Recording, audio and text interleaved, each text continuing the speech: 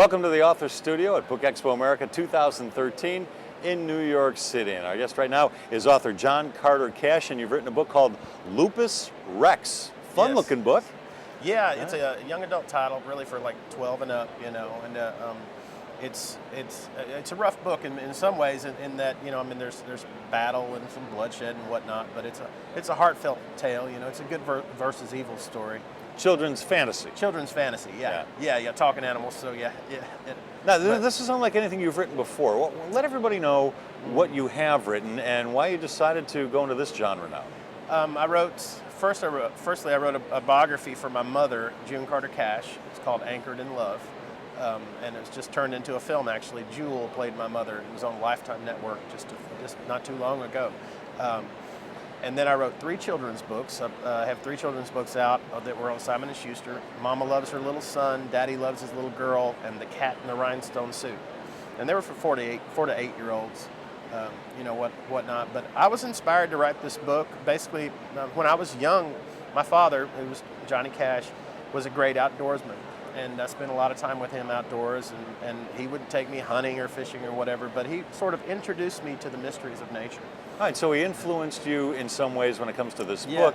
Yeah. Did he influence your writing? Did he motivate you to write? Did your mom motivate you to write? You know, I think it was more so that I was surrounded by literature and books and just always reading, always, you know, my dad and mom, they had thousands of books and were, you know, reading novels, historical fiction. My father was a great lover of biblical studies, and I mean, he had Flavius Josephus was annotated by his hand. I mean, he was dedicated to books, and so that was what I grew up around, the love for literature. I really didn't start writing stories until I was in my 20s, and really not with focus until, you know, early 30s. But yeah, this is my first novel, and it's a lot of fun. You know, it's a blessing. Someone would have said 30 years ago I was going to put out a novel. I don't know if I'd have believed him. Well, you're also a musician, not surprisingly. Yeah. And I'm wondering, writing music, do you do that? Do you write music? I write music, I produce music also. How similar is writing music to writing novels? Well, for me, not that much different, but a song will be written quickly. But I love writing story songs, you know. I've written some even long-form story songs that are long. There's so, you know, I mean, it's akin, but the pure creativity of writing a tale, it's a little different. You know, How long does it take you to write a song? How long did it take you to write the book? A song can be written in, you know, 5 minutes. On a napkin at a restaurant. Yeah, the book a year. You need a bigger napkin. Yeah, you need a bigger napkin. Yeah, it took a year maybe. All right, now the book is set in Pennsylvania, correct? Well, actually, you know, it never says that in the book where it physically takes place, but I did want it to be in the far northern part of the bobwhite quail region. The main characters are bobwhite quail. So you pictured Pennsylvania in your mind while you were writing? Yeah, actually, and I did. I actually studied Google Earth and found, because it takes place in a place that it was just called the Field, but I found a field in Google Earth, and when I finished this book, I went to the area and got in a little rental plane, a little Cessna, a very small plane, and flew over that field and took photographs. So I really got, you know, close into the spirit of the area. All right, so just out of curiosity, you live in Nashville, right? You grew up in the South. So why didn't you place the book in the South, something you were much more familiar with? In my mind, it needed to be in the northern part of the bobwhite's range, and so that's really the deciding factor. And the field looked right on Google Earth, I guess. It just looked like, oh, there it is, you know. A very honest picture of nature as well. You are what would you call yourself, a naturalist, a nature lover? What would you call yourself? Yeah, you know, it's, you know, some people say it's allegorical, there's this and that. You know, and what was I trying to relate? What underlying meanings are there?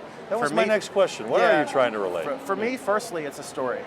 And you know, I think it's the same way with lots of great fantasy and great fiction. Yes, there's a lot to be said within the tale, you know, about endurance, about, you know, how you can't predict how the small character, the one that's the lesser, you know, animal can be such a valiant hero.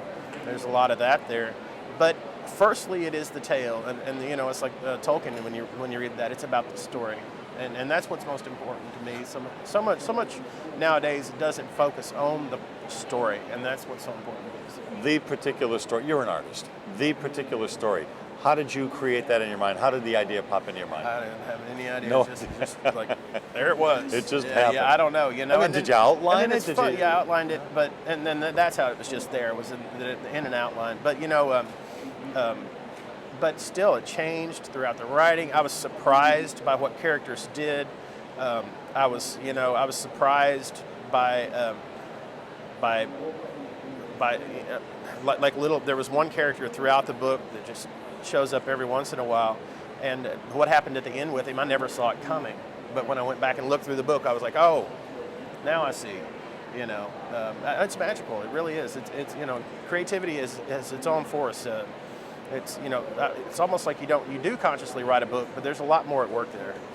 Did you have somebody in mind when you were writing the book? Is there a relative, a neighbor, anything like that? Well, and what's the target audience for the book? 12 years old and up, Okay. probably. But I don't know. I mean, my friends that are in their 30s and 40s have read it and love it. So I mean, it's a little bit of a heavy tale. I mean, it is. There's bloodshed. There's main characters passing. I mean, but I didn't write it specifically to say I'm writing this for 14-year-olds.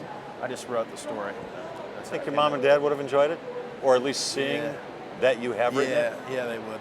They'd be excited. They'd be excited. My father wrote a novel, only one. Really? Yeah. What was the name? Man in White. It was a story about the conversion of the Apostle Paul.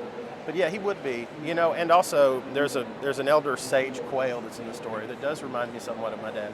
You had him in mind when you were writing the character? When I look back over it, not purposefully, but yeah. Well, very interesting, John. Yeah. Appreciate your time and a lot of good luck. Once again, the book is called Lupus Rex. He is John Carter Cash. Good luck, John. Thanks a lot. Thanks All for right. having me. Thank you. All right.